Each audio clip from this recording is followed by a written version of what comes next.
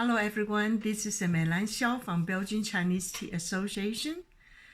Often when we learn tea, tea is not about, okay, I learned 6 types of tea and I know how the tea was made, I know how to brew tea, that's enough. Actually, the knowledge is one we learned and relearned and rechecked, revalidated and relearned, check again. This is an ongoing process. So because there's a lot of so-called the information we think we know might be deserve a chance for revisit or revalidations by the scientific research. Today, what I'm going to share with you is one of the particular learning I realized that it needs to be revalidated and being corrected. Okay, that's what I'm doing today. For years, what we learned from the Chinese ancient text or the modern writing that is don't drink the tea from yesterday because it's not good for health, bad for the stomach, will upset your stomach, and otherwise the tea will get bad because bacteria. So recently I read a research in China, and the group of scientists actually is performing research on whether the tea actually will get bad because if you brew next morning, will actually the taste of tea get bad?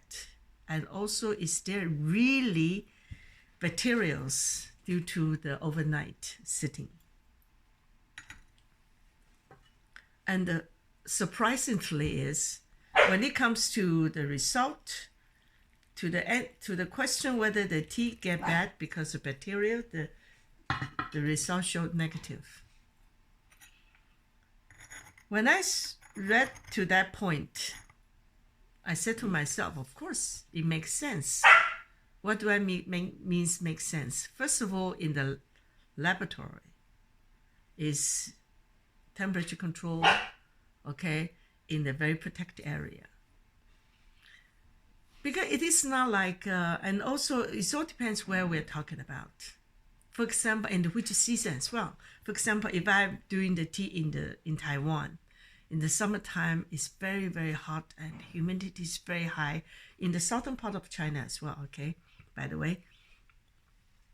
And if I left the tea with some waters in the next day, probably because, and also I didn't put the lid back on, and due to the engagement with the air, and there's a chance for the bacteria to come to grow in the water.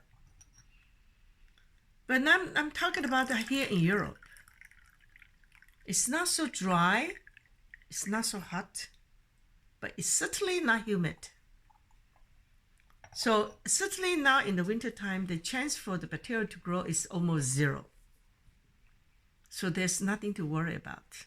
So that research also confirmed that one is not always the truth, the case that your tea will get bad or will cause the bad bacteria because you steep the tea overnight. But you do have to pay attention to is make sure you don't leave too much water in your tea, okay?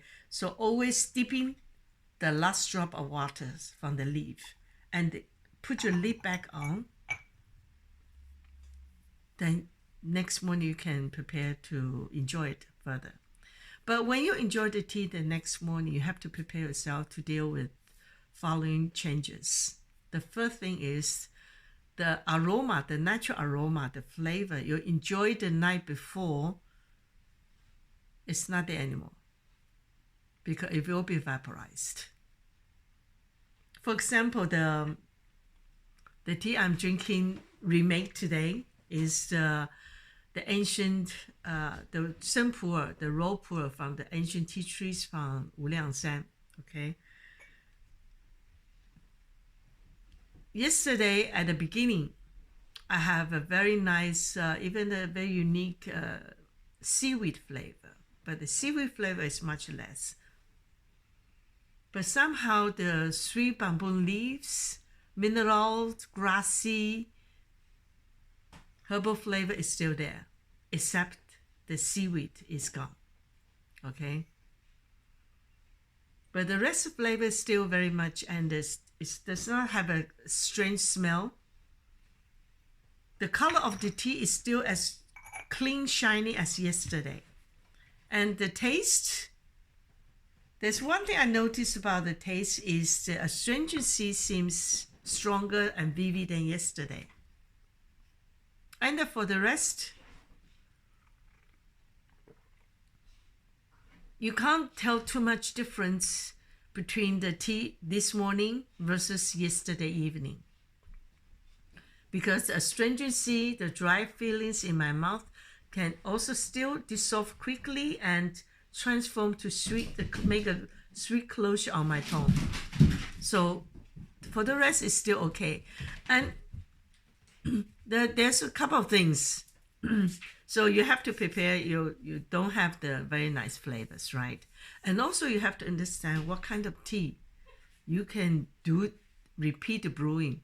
Normally it's the tea allows you to do a lot of multiple times, which are like aged white tea, a traditional oolong, traditional black tea, the Gongfu black tea, pu'er, or the dark tea. For example, the white tea, the very fresh white tea, or the green tea, or the yellow tea, that does not allow you to brew so many times. It doesn't make sense anymore. Okay, so what I have learned based on my personal experience is the following. We think we know a lot. Still, we don't. Even the information we think we know, it still deserves to have a chance to be revalidated. And the great data, the scientific data, definitely is the one we appreciate to have. Because it helps us to understand which manner we can enjoy the tea in more rational, healthy way. This is Mei Lan from Belgian Chinese Tea Association, and I wish you a very pleasant tea day. Bye.